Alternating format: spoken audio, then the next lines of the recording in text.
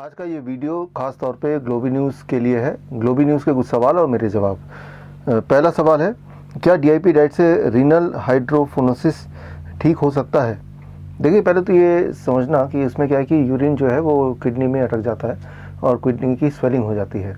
लेकिन अटकने का मेजर कारण है वाटर रिटेंशन का, कि शायद सॉल्ट बॉडी बाहर ठीक से थ्रो नहीं कर पाती है, वो भी किडनी की प्रॉब्लम है। तो डीआईपी डाइट में जैसे ही कोई इंसान रहता है, डीआईपी डाइट का जो स्ट्रिक्ट वाला है, दैट इज़ प्लेट 2 जो है, लंच और डिनर दोनों को अगर हम ख़त्म कर दें प्लेट 2 को, बाकी डीआईपी डाइट वैसे का वैसा करेंगे, तो ये 3 से 4 दिन लगता है पूरी तरह से स्वेलिंग के जाने का, या कुछ लोगों के लिए 5 दिन लग जाएगा। उसके बाद जब स्वेलिंग चली जाएगी तो डीआईपी डाइट में प्लेट 2 दिन में एक बार इंक्लूड किया जा सकता है। बस इतना सा करना है, लेकिन डीआईपी डाइट पे लगातार रहना पड़ेगा, कम से कम 6 महीने 9 महीने, ताकि ठीक होना एक बात है, ठीक होने के बाद ठीक रहना वो और इम्पॉर्टेंट है। इसलिए ठीक होने के लिए करीब 5 दिन और ठीक रहने के लिए उसी डाइट में प्लेट 2 ऐड करके, कुक फूड ऐड करके करीब 5 महीने 6 महीने और। अगला सवाल है, फंगल इन्फेक्शन के इलाज के लिए कन्फ्यूजन है कि फ्लू डाइट लेनी है या फिर डीआईपी डाइट लेनी है। देखिए, फ्लू डाइट सिर्फ एक ही कंडीशन में लेंगे, अगर बॉडी में टेम्परेचर है। अगर फीवर है, टेम्परेचर है, तो फ्लू डाइट है। अगर फीवर टेम्परेचर नहीं है, खांसी जुकाम है, इन्फेक्शन है, कोई भी और तरह का इन्फेक्शन है, तो फिर आपको डीआईपी डाइट से ही काम चलाना है, तब फ्लू डाइट की आवश्यकता नहीं है। आपका अगला सवाल है, देसी गाय का दूध डीआईपी डाइट में क्यों नहीं पी सकते?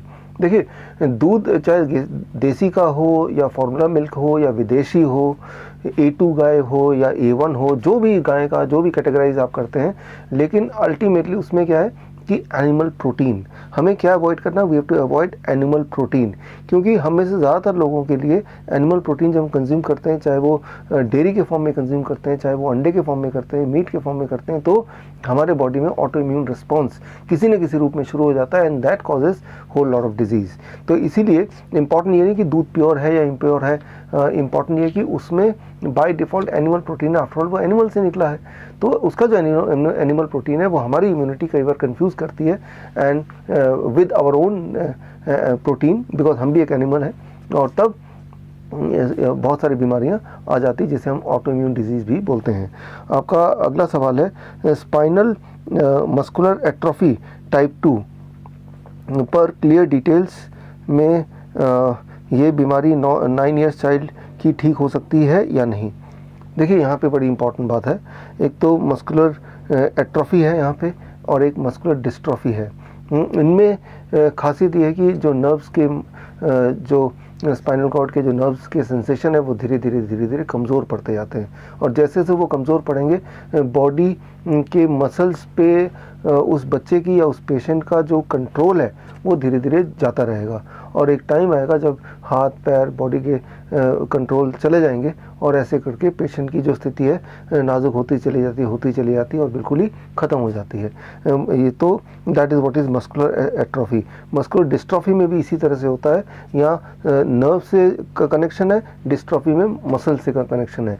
दोनों में ऑलमोस्ट सिमिलर है, और दोनों के पीछे का जो मैकेनिज्म है वो अगेन मोरलेस ऑटो इम्यून डिजीज़ ही है, जिसके बारे में अभी मैं बात कर रहा था।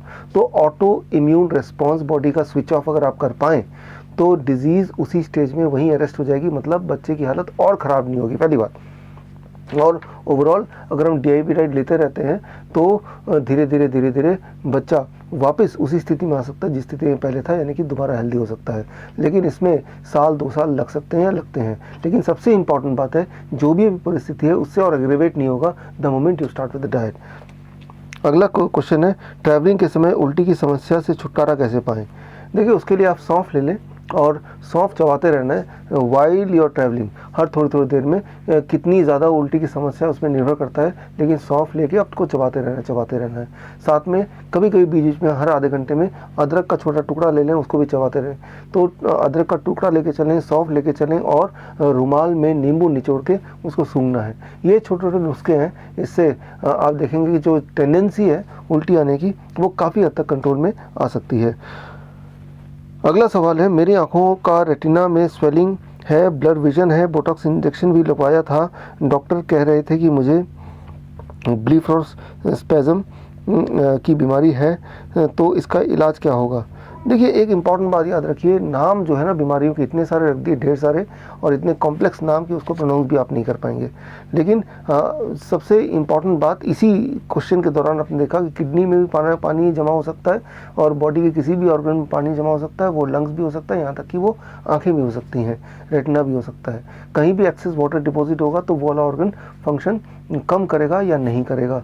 तो किसी भी बॉडी के किसी भी अंग से अगर पानी के एक्सेस डिपॉजिट को निकालना है तो सेफ एंड सिंपल फॉर्मूला वही है कि the moment you are on DIP diet minus plate 2 को लंच और डिनर से हटा दिया, और ऐसा लगातार 5 डेज तक किया आपने, तो स्वेलिंग चाहे वो किडनी में हो जैसे मैंने पहले बताया था, या रेटिना में हो जैसे अभी हम बात कर रहे हैं, स्वेलिंग हैज़ टू गो। और स्वेलिंग जाने के लिए 5 दिन, लेकिन उसके बाद स्वेलिंग गई वापस ना आ जाए उसके लिए simple DIP diet for next 5 months, तो उससे आप ठीक हो जाएंगे। ये बोटॉक्स इंजेक्शन की बात की, ये बड़े ख़तरनाक चीज़ें हैं, इनको दोबारा कभी सोचिएगा भी मत। और साथ में आई के विजन को इम्प्रूव करने के लिए shoulder neck and I rotation exercise है, जो मैं कई बार बताता रहता हूँ, मेरे कई सारे वीडियोज़ में भी हैं, वो एक्सरसाइज एक बार और देख लेते हैं। रोज़ 15 मिनट लगाइए shoulder neck and I rotation exercise. Shoulder 10 इस साइड और 10 इस साइड, तो ये करेंगे तो आई हेल्थ में बड़ा अच्छा असर पड़ेगा। फिर नेक इस तरह से 10 बार, इस तरह से 10 बार, फिर इस साइड 10 बार बैठे बैठे ही, और इस साइड 10 बार।